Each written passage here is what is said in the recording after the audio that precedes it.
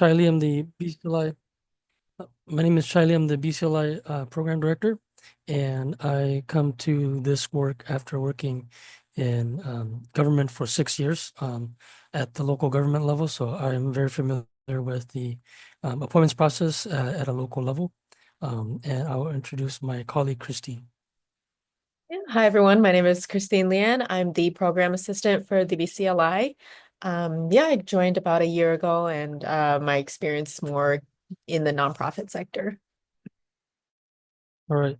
We have a small group tonight, so why don't we go ahead and do quick introductions? If you could please tell us your name and how you heard about BCLI and why you're interested in the program.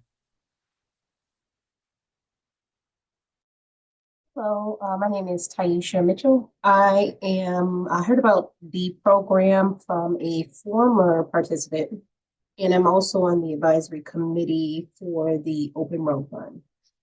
So I've been interested for a while now, and I do a lot of civic engagement, and I just want to do more at a higher level as opposed to kind of boots on the ground level. Great, thank you. I think for the sake of time, I'll go ahead and call folks in the order that I see on my screen. So I have, go ahead, Shelley and then Teresa. Good evening. My name is Shelly Pacheco. I'm a current graduate student at the Humphrey School. So I'm really interested in policy. I have done a lot of internships, state level, local level, and I'm also really passionate about civic engagement. And even looking to get more involved into communities and how to better support my community.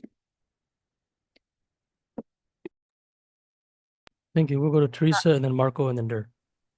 Hi, my name is Teresa Ruiz. I'm currently managing a homeownership services program in the Twin Cities, and we do a lot of advocating for homeownership and affordable housing. And I'm interested in getting on like more boards at the state and government level. And I heard about this from someone who's familiar with Nexus. Okay. Thank you, Teresa. Sorry I got your name wrong. We'll go to Marco and then Dur. Hello, everyone. Thank you for hosting. Again, my name is Marco Cruz Blanco. He's, him pronouns. I equally come from the nonprofit sector, currently working for a small community neighborhood organization. And I've noticed that there's a shortage of folks that are interested in joining boards. And so I figure I think that's another part of my professional development that I'm yet to tap into. So yeah, equally I've heard from a few participants, former I guess graduates, and again I look forward to joining a few boards. Thank you. Great, thank you. And Leslie will go to Dur. Can you hear me okay? Yes. Okay, good evening, everyone. I'm not going to go on the camera today, not looking the part, but I'm super excited to be on the call today. I'm Dur. I'm currently an officer for career academies at Greater Twin Cities United Way. I heard about BCLI through a colleague, Mala, who's also a former participant. I have been away from community work, having been in corporate for the last 4 years. And so I'm coming back into community and just looking for a really great way to re-engage with community in a meaningful way. So Thanks, everyone. All right, so what I'm going to do is I'm going to share screen and then kind of fly through my slide deck, and then we'll have time for questions at the end.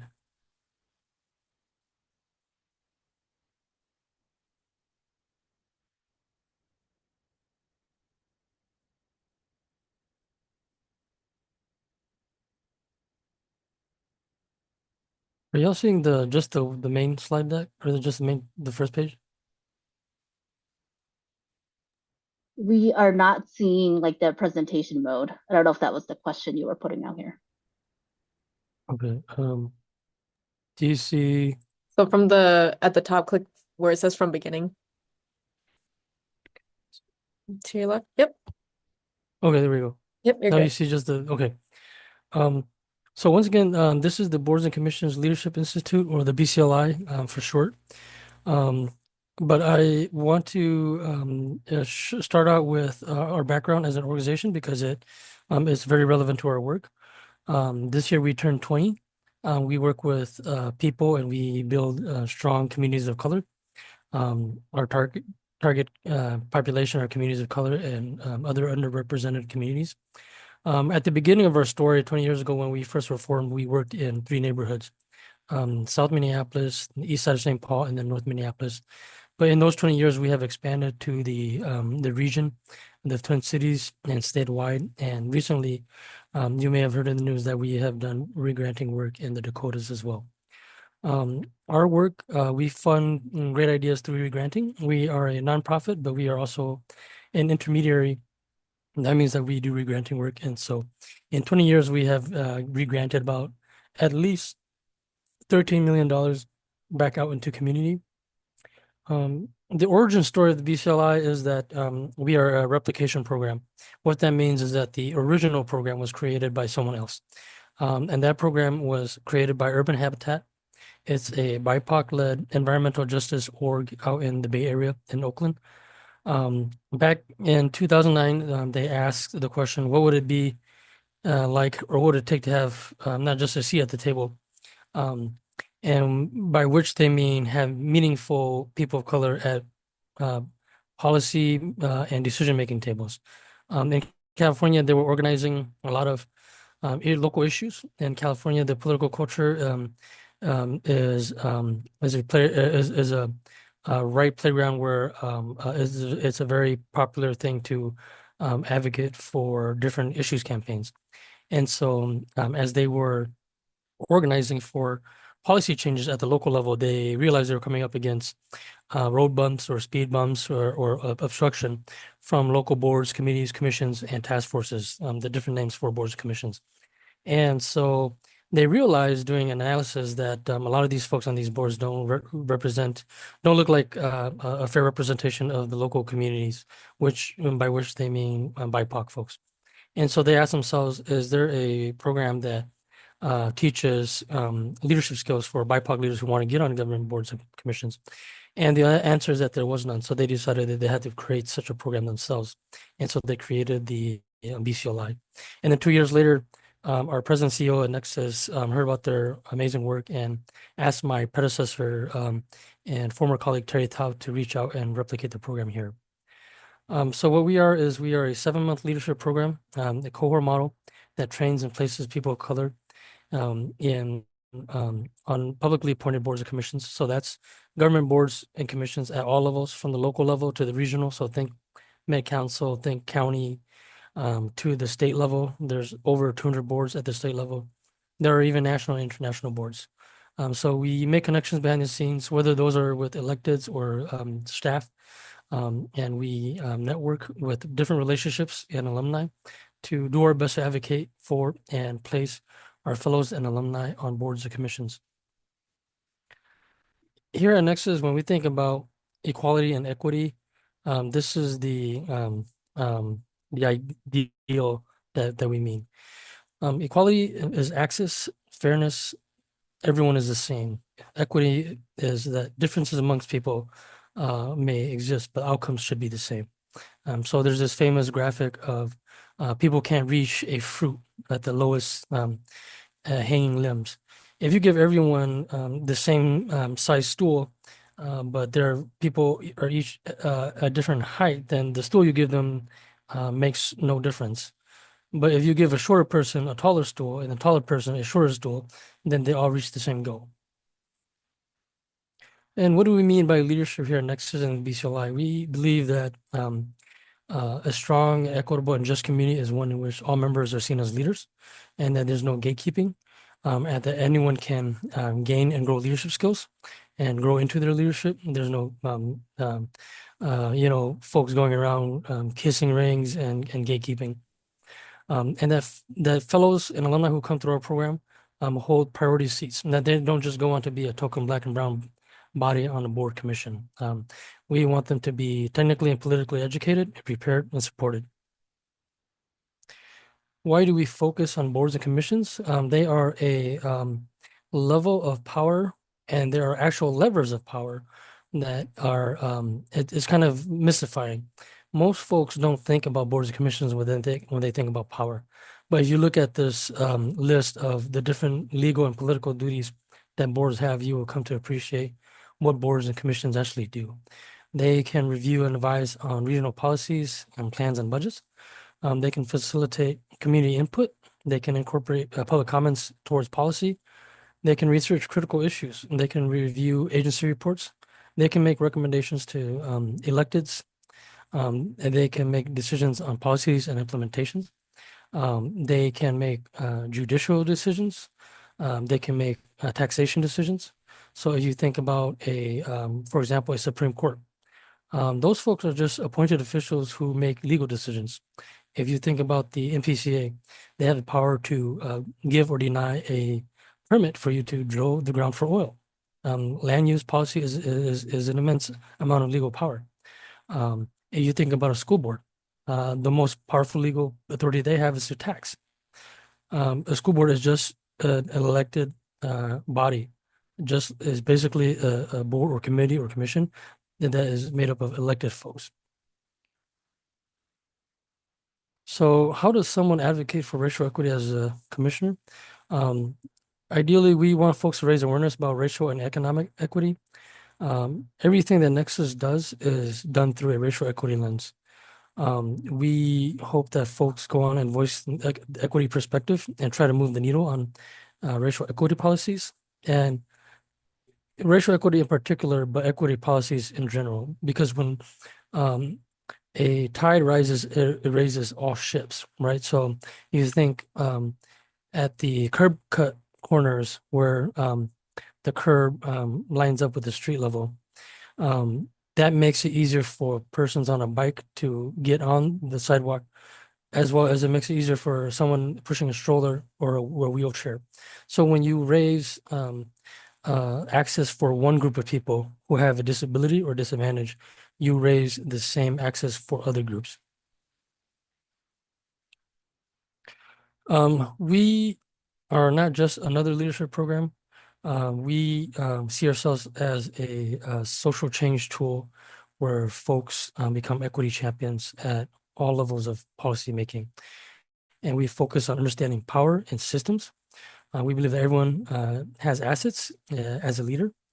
And we want folks to be accountable to themselves and community. That's why we ask that folks who apply for the program have someone who nominates them. So we want you to be grounded in community, wherever you came from, whatever identity you identify as, whether that's me as a Hmong person, me as an immigrant, me as a Southeast Asian. That's going to be a separate identity from me as an Asian person in general.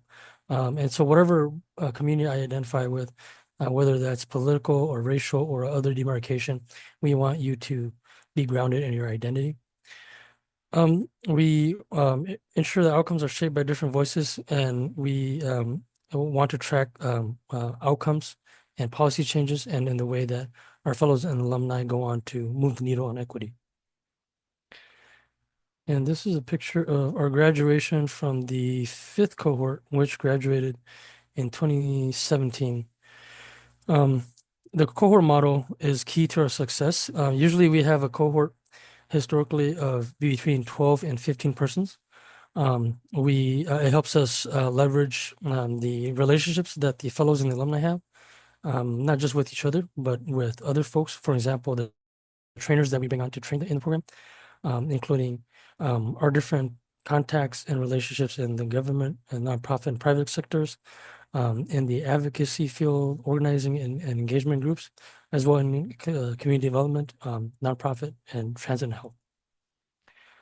The ideal candidate is basically someone who is above the age of 18, and you be committed to social, racial, and economic justice for people of color and underrepresented communities. We want folks who have a racial equity analysis, and an understanding of the impact of policy and the role of systems that affects our lives. and experience in personal or professional background in advocacy and systems. And don't be intimidated by that third point. Advocacy, we mean writ large by any form of experience, whether that's personal or professional. So, for example, I was the first person in my Hmong family as a family of refugees to start at the preschool level of education.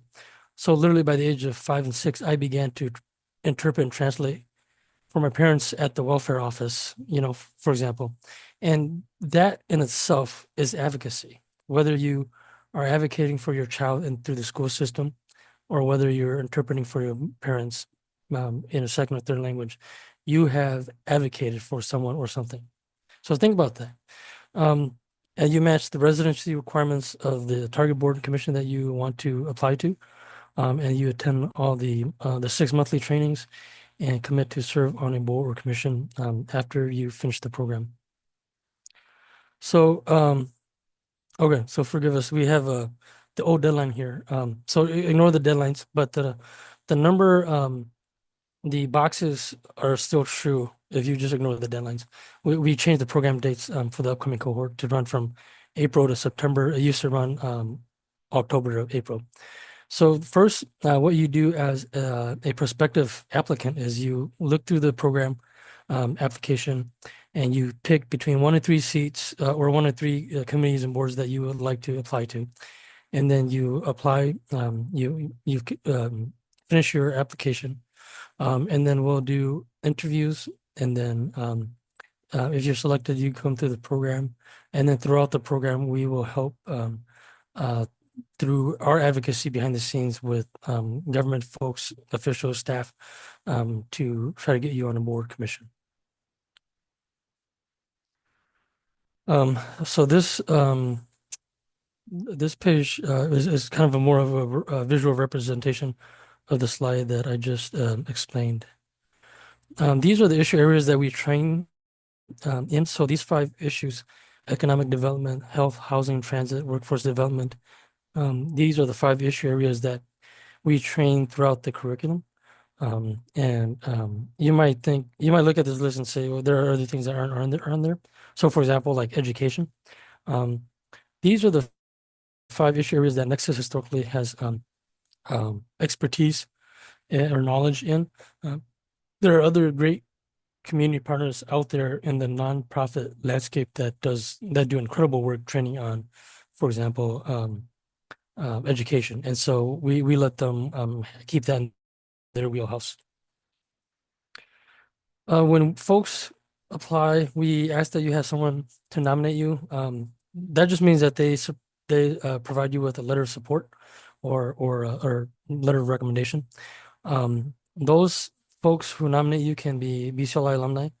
They can be leaders in faith-based organizations, in labor or in other leadership programs. So, for example, in the past, we've had folks from like the African American Leadership Forum nominate folks come through. They could be grassroots or community orgs. They could be different units of government. They could be policy and advocacy groups or lobbying firms.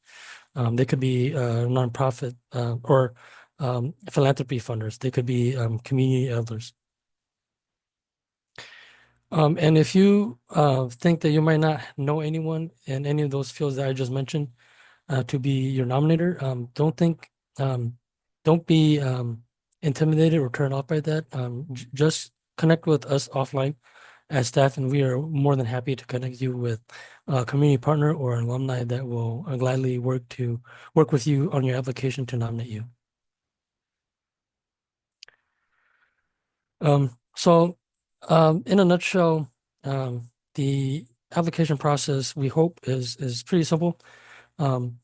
The application, you read through the application and we ask you to pick between 1 and 3 boards that you're interested in. Find your nominator and have them give you a letter of recommendation, which you will upload as part of your online application.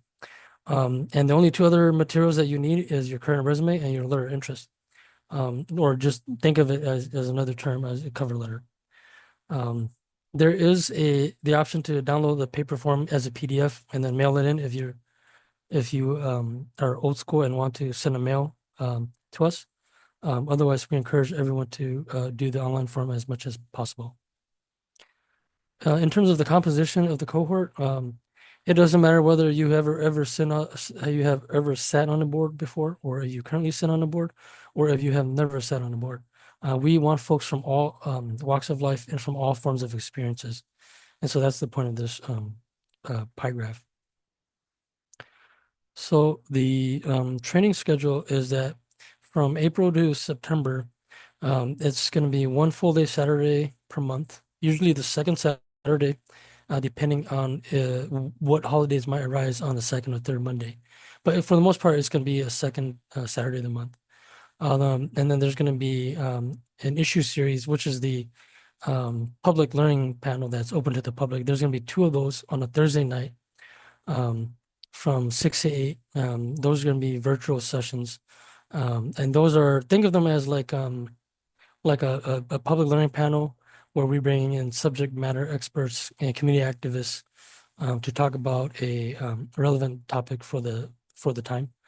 And then there is a little bit of homework, which includes some online readings and discussions. It's not that heavy. The readings aren't too heavy. We aren't like a full-on grad school or anything, so don't be intimidated.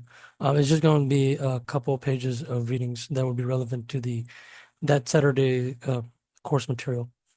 We provide a very modest stipend of $500 for fellows who get accepted. The first payment is given up front at orientation, and the second payment is prorated based on attendance, and is just a small token of appreciation and a way for us to possibly offset some of the fellows' transportation costs, or maybe if they might need childcare or things like that. So this is a sampling of our curriculum. In the bucket that we call political skills, you'll see there will be modules about self-care, negotiation, storytelling. In the bucket of technical skills, there'll be Robert's rules, understanding city or municipal budgets. We'll simulate a commission. In knowledge integration, there will be deep dives into health equity and land use. And things like transit-oriented development. So this is just kind of recapping some points made earlier. As folks come through the program, we help advise them on their action plans to get on boards and commissions. We help review folks' applications if they need help and help them along the way at whatever step they're in. And we work behind the scenes to leverage relationships and support folks to get on boards and commissions. And we have a pretty a robust alumni network and programming. In addition to our regular program, we have a joint partnership where we have a formalized partnership with Capital Pathways at Citizens League and the Wilder Foundation's Community Equity Program, where our 3 programs come together and do alumni programming for our 3 networks. And we continue to help support folks' professional development and their growth and learning path and all of their professional and leadership journey. Just a few bragging points. We have 157 alumni across the 10 cohorts that we have graduated in 10 years. At least half of them have been at one point placed on at least one board or commission. And some of them have gone on to get jobs in the public sector, even if they aren't on boards or commissions, being policy staff and advisors in other high-profile positions, advising elected officials or working in different government units, departments. Some examples of board placements: we've had alumni sit on Ramsey County's Workforce Investment Board, the Minneapolis Community Environmental Advisory Committee, the Met Council's Transportation Advisory Board. They basically advise regranting of $2 billion every 2 years to local projects that affect roads, bridges, highways, and other public transit projects, including buses and trains. And folks have gone on to advise the governor, Minneapolis mayor, as well as city council members in St. Paul. And folks have gone on to be elected in their own right as elected officials. We have 5 alumni who have been elected to local city council, school board, and state legislature. And our number one, very first superstar, Ilhan Omar, is a congresswoman. So just a few more final bragging points about the outcomes of some of our alumni. They have identified increased leadership, public visibility, and personal effectiveness in the work that they do. They've gone on to help local, regional, and state governments with best practices. They've gone on to advise other programs and even funders on developing leadership programs. And they've gone on to support other programs in the policymaking landscape. And so that's pretty much it. This is Christina and I's my contact information. We'll do a follow-up and send you all this slide deck as well. And at this point, I will open it up for questions. And go ahead, just come off mute.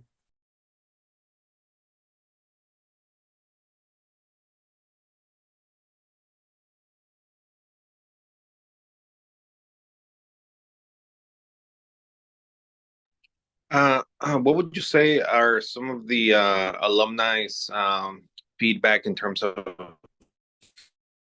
perhaps challenges or growing?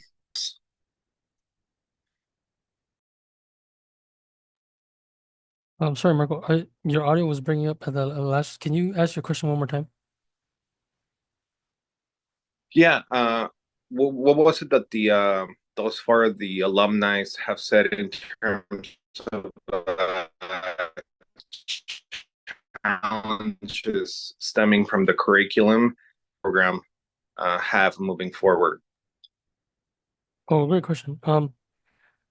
To be honest, we do very heavy evaluation work across all of our sessions at the end of every session.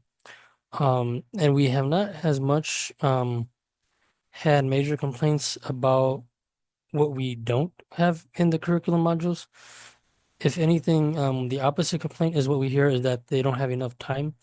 They want more time in a particular subject that the trainer or the module was particularly about. But ongoing in terms of like ongoing alumni programming and relationship building, we do maintain. And for the alumni who do want to keep a relationship with us after they graduate from the program, some of them connect with us more than others.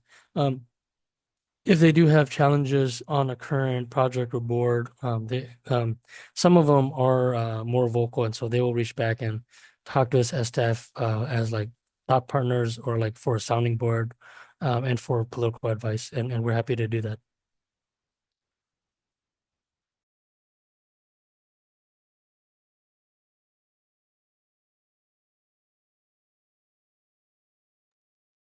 Any other questions or comments from folks?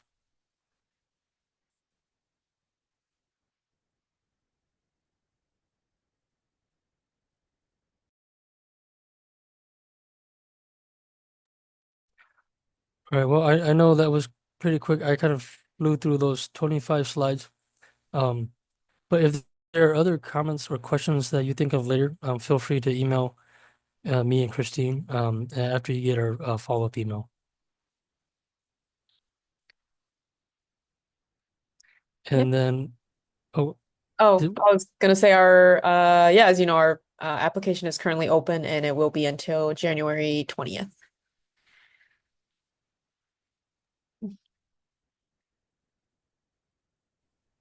all right. Thanks, everyone. Let's see, Christine, if you can stop recording, and then if folks feel free to jump off, and then